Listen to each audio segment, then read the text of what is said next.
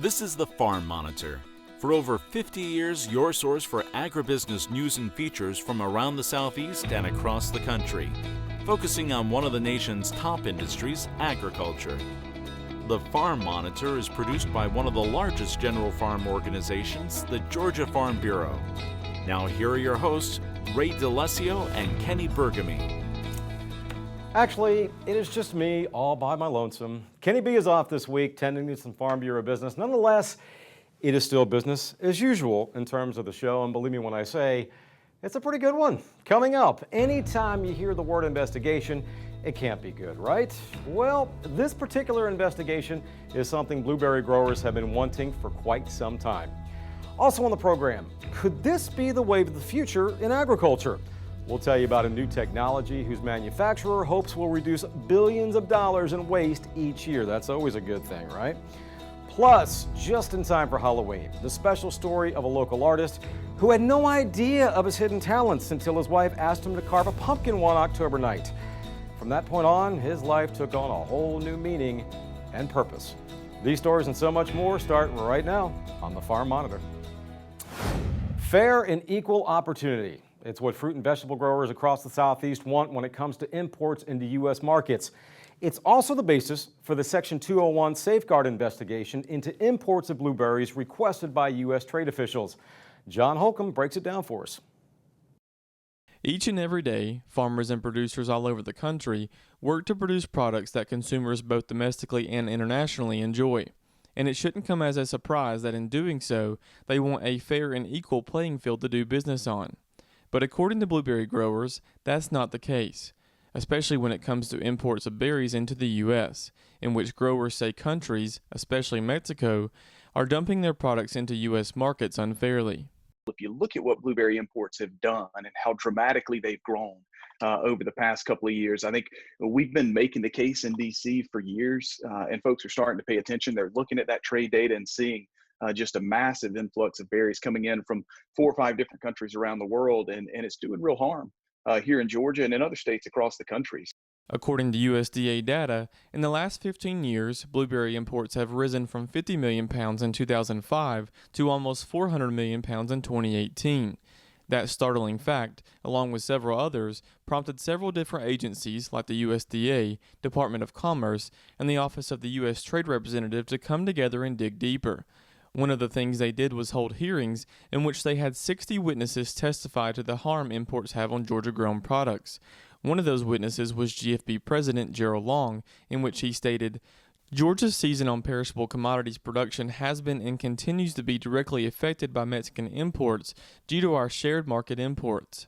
After those hearings, the USTR on September 29th formally requested that the International Trade Commission initiate a Section 201 global safeguard investigation regarding blueberry imports into the U.S., something that blueberry producers nothing short of applauded. In a press release regarding the decision, Jerome Crosby, chair of the American Blueberry Growers Alliance, said, "On behalf of U.S. blueberry growers, I want to thank the administration for taking this critical action. The flood of foreign imports of blueberries has caused significant damage to growers from coast to coast and across the heartland of this country. At a time when domestic food security is especially critical, this action is essential to preserve American farms, our family's way of life, and our communities, and we look forward to working with the ITC in conducting its investigation." The investigation request is a historic one since one hasn't been initiated by the USTR in almost 20 years. One of the things that makes this Section 201 investigation unique is that there are 2 ways you can do it. One, a domestic producer or domestic industry can petition for a 201 investigation. The administration is also able to do that on their own, and that's what happened here. USTR, I believe, for the first time, or maybe the second time in about 25 years, actually requested that the International Trade Commission take a look at blueberry imports from across the world. Now that the Section 201 investigation has been initiated, the ITC will come back in anywhere from 120 to 180 days and report their findings to administration officials, which will then make recommendations to the president on what to do. If they find in the affirmative for the blueberry growers, is they'll offer some types of remedies. They'll send those over to the president. Now it's up to the president to decide then what to do. He can pick all 6 of those things. He can pick one of those things, 3 of those things. He can do absolutely nothing at all, or he could do something completely different. So ultimately, it'll be up to the president to decide if there is a finding in the affirmative for the blueberry growers. This, however, is just one part of the story. Next week, we'll take a look into how imports from Mexico are affecting other fruit and vegetable producers and what's being done about it. In North Georgia, I'm John Holcomb.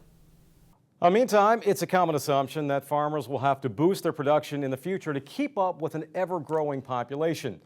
However, as Damon Jones reports, one ag company contends it's the efficiency rather than the volume that really needs to be looked at. From the GPS on tractors to the software running irrigation pivots, recent technological advancements within the agricultural industry have resulted in record crop production. However, that yield has been somewhat mitigated by harvesting inefficiencies that Farmwave, a new ag technology company, is looking to reduce with this new piece of machinery. Margins are razor thin for farmers, as we all already know. This is providing real value in real time to growers. In addition, we're solving that loss problem by being able to produce more with less. In 2019, in the United States alone, in just corn, it was a $1.4 billion problem. We left about $1.4 billion worth of grain in the field. And with Farmwave, what we're seeing over the past year, we began prototyping last season and is out in the market this season. We're seeing in corn an average of 3 to 5 more bushels per acre and 5 to 7 more bushels per acre in soybeans. As for how this system works, it constantly measures the amount of grain being harvested and gives those results to the farmer in real time. That allows them to determine exactly where in the field adjustments need to be made. This is happening approximately 144 times an acre. So where we would see that counts were being done maybe once a day, maybe once a season, sometimes not at all by growers, Farmwave is doing it 144 times an acre. And this is all happening with AI at the edge. We've taken it to the next level of not just saying we're seeing loss, but here's where we're seeing loss on the machine, and here's about how much we're seeing. So it gives you a much better idea of what's going on to make those accurate adjustments. And it's not just helpful resolving issues in the field, but also on the equipment itself. With the steady calculation of input, farmers will know immediately if there's an issue with their gear at any time during the harvest. It's adding a lot of value on farm machinery, specifically in combine harvesters, but also in sprayers and in the future in planters, to look at loss in real time, off the header and even in the cleaning area, coming into an iPad through a display that shows you about an average number of bushels per acre that you're losing, where it's coming from, giving you the information to make adjustments in real time. While all this new technology might sound complicated, the setup is anything but. In fact, you can have everything up and running in less time it would take you to fill up the gas tank. We've made this system so easy to deploy, you can do it in about 60 seconds. And we show that on a YouTube video on our channel of a very quick deployment. The idea is to get it on and get to harvesting right away. Reporting from Fulton County, I'm Damon Jones for the Farm Monitor. After the break, all he wanted to do was carve a pumpkin for his wife. But what Jeremy Smith got instead was a new career. And it's a career that possibly saved his life.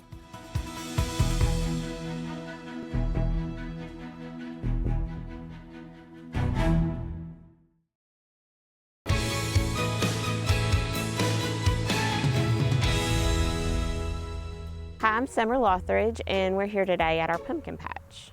We grow over 20 different varieties of pumpkins. We grow pretty large ones down to very small ones.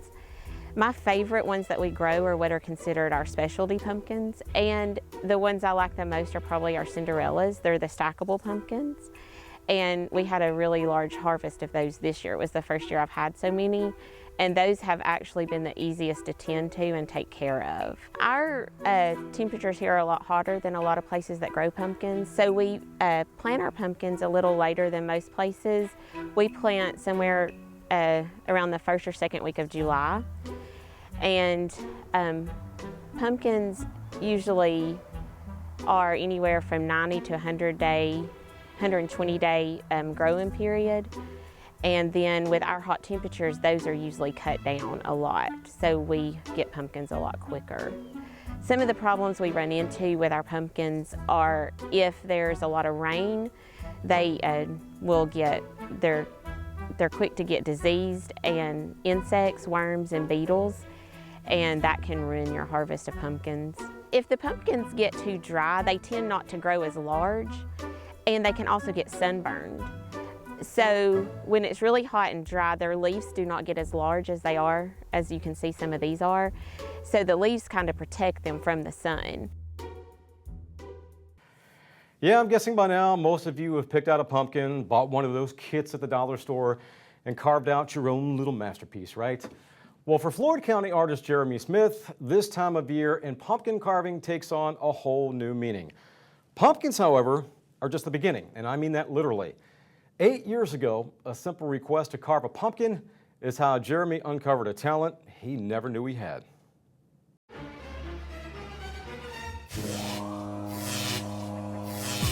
Okay, so basically what happened was I wasted pretty much 3 decades of my life just not pursuing anything worthwhile, not taking advantage of any skills or talents I might have. October 2012, my wife asked me to carve a pumpkin for her pre-K class. And it wasn't that she said, Jeremy, I see in you an innate sculptural ability that's just yearning to break free. None of that. They just put a lot of stuff on teachers. So I did what anybody would do these days. I Googled pumpkin carving. And it's come a long way since the triangle eyes and the gap tooth grins that we're used to when we were growing up. And so I Googled pumpkin carving, and there's this show on Food Network called the Halloween Wars. And it made pumpkin carving look really cool. So I'd watch this show and I'd Google pumpkins, and I carved about 3 pumpkins that year. And none of them were particularly great, but it was enough to spark the fire that it's basically consumed my life, more or less. This art passion, it's just exploded from that.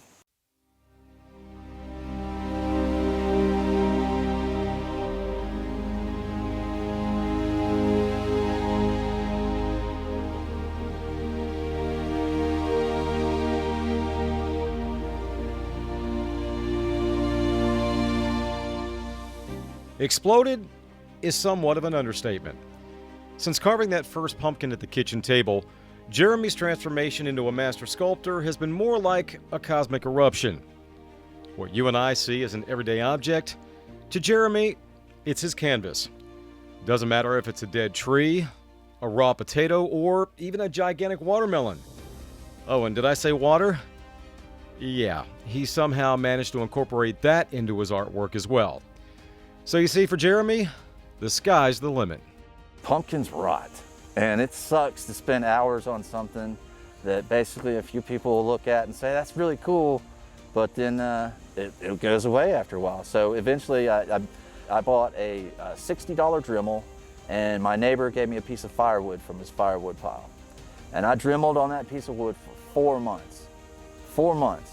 I turned that piece of wood into a piece of art that I sold for $1,000.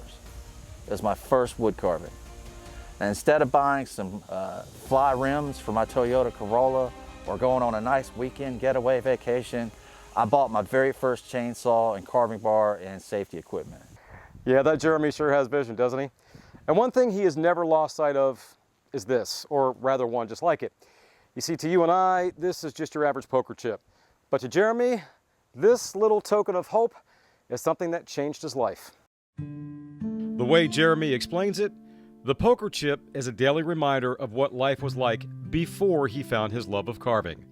A metaphor, if you will, to never again gamble away his future. In May of 2012, I was able to shed myself of my opioid addiction that had pretty much consumed my life for the last 12 years, basically. A good decade, just complete waste of life. And I eventually got a hold of things, and so by the time October of 2012 had come around, I guess I was in need of a hobby. And so here's this pumpkin carving thing, and they say you're never really cured of addiction, and I can kind of sympathize with that. I just kind of like substituted one addiction for another, and that's a trade I'd make every day of the week. It was therapy, I guess? You know, sometimes yeah, sometimes no, but honestly, after I carved that first pumpkin, Ray, I'm not gonna say it was some kind of lightning bolt or gestalt or God was talking to me, but it really, I knew that if I kept carving, good things would happen. And for some reason, I was right. Sadly, while his newfound passion helped Jeremy carve a future of inner peace, Brother Chris wasn't so lucky. In 2018, the former Rockmart police officer lost his long battle with alcoholism. As a tribute to him, Jeremy created this work of art, which now resides at the Rockmart High School football field, a place where Chris enjoyed spending his fall Friday nights working security. Jeremy says if there was one piece of advice he could give fellow addicts, it's this. If I had talked to him, I think maybe could have held on to him for a little bit longer. You know, that kills me every day. So that's what makes me not quiet about it anymore, is the fact that maybe if I talk about it, somebody else will feel a little bit more comfortable about it, and we can all realize that we're all just human beings struggling on this big ball of dirt, and we all have problems and foibles and weaknesses, and we all got to help each other. Yeah, and a huge thanks to Jeremy for allowing us to share his story with you and his artwork. If you'd like to see some of the other amazing stuff that he's created, you can do so by logging on to Facebook and searching for Other Level Sculptures. Great guy. Well, no chainsaws needed here. In fact, the exact opposite. We want this tree to grow, not come down. After the break, community forester Seth Hawkins with some tips on how to properly water that new tree. Stay tuned.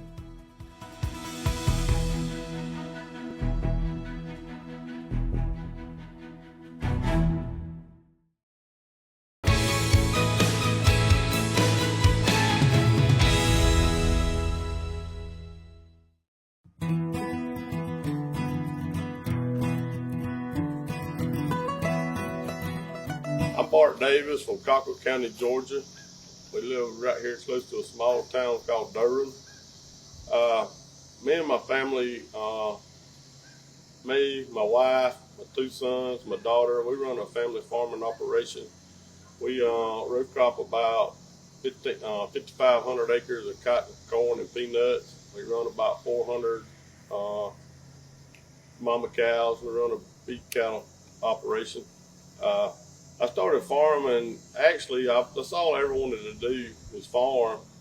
I walked the fields with my daddy from the time I was big enough to walk, and unfortunately I lost my parents when I was 18 years old in 1982, so I took over the farm then, and we grew from about 1,000 acres to 5,500 acres.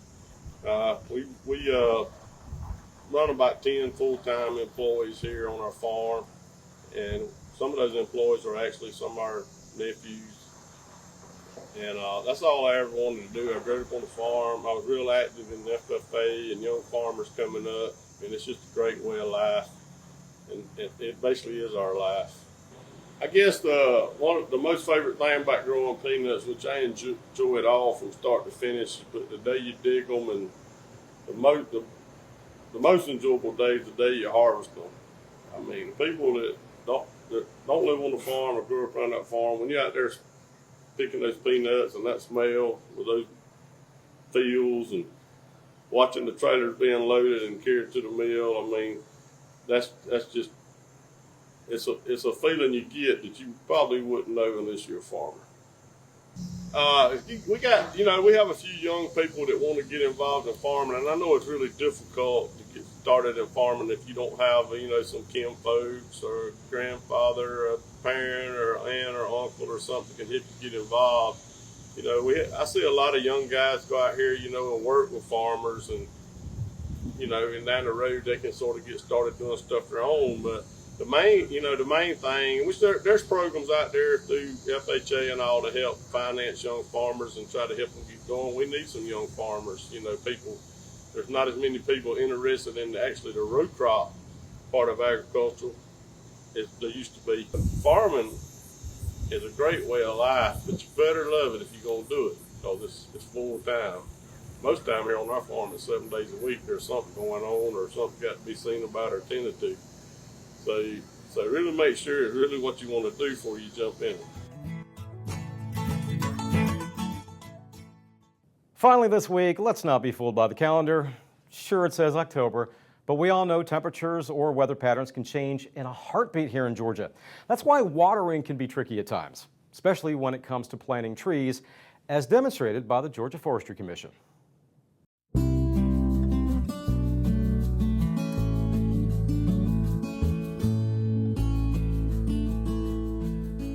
Hey everyone, Seth Hawkins, Community Forester with the Georgia Forestry Commission here. Welcome to another episode of our Ask the Arborist Tree Care video series. Today we're going to talk about supplemental watering for your more recently planted trees and proper application of that water during the hot summer months. So we're going to take a look at a pretty recently planted tree here and that needs some watering, and just talk about proper application of that water. Okay, and so what Alex is doing right here is kind of just pulling back the mulch and just kind of looking at the soil under there and just seeing how dry or wet it is, right? So you can see that's pretty dry stuff under the mulch, so it's a pretty good sign we need to water. You know, trees like to get all the way good and saturated, then all the way dried out, then all the way saturated and all the way dried out. They don't like to stay damp all the time, or else you'll get root rot issues, surface root formation, things like that. So based on how dry that is, I think it's time to water. We usually recommend people to water about once a week during the summer months. Really, I say spring or summer. I like to water my trees from about April through September. So again, once a week, about 5 to 7 gallons per caliper inch. So caliper is the diameter measurement about 6 inches off the ground. So you can see we're pushing about 3.5, 4 inches caliper right here. So somewhere between 20 and 30 gallons once a week is a good amount to apply to this tree. So we fashioned some little homemade deer protectors for the trees. We had a big issue with deer rubbing the trees out here in this grove that we'd planted. And all this is PVC pipe split and then kind of taped and zip tied back together. And that just helps hold it together, but leaves enough wiggle room for the tree to be able to get airflow inside that deer protector and for the tree to be able to grow in diameter and not get girdled by that protector. So after we've established how much we need to water and how often we need to water, then it's time to actually apply that water. We're going to use 5-gallon buckets today. You know, this is a good way to make sure you know the volume of water you're adding. You can also use hoses, but it's really important to know the flow rate of your hose. You can do that just filling up a 5-gallon bucket and get you a gallons per minute flow rate. But just make sure you're hitting that 5 to 7 gallons per caliper inch number. But you notice Alex and I both kind of spread the water out, kind of poured it in a little slowly, make sure it doesn't run off, make sure it seeps in there. So that's really all there is to it. We just added our 20 gallons to this tree. That should take care of it for the next week.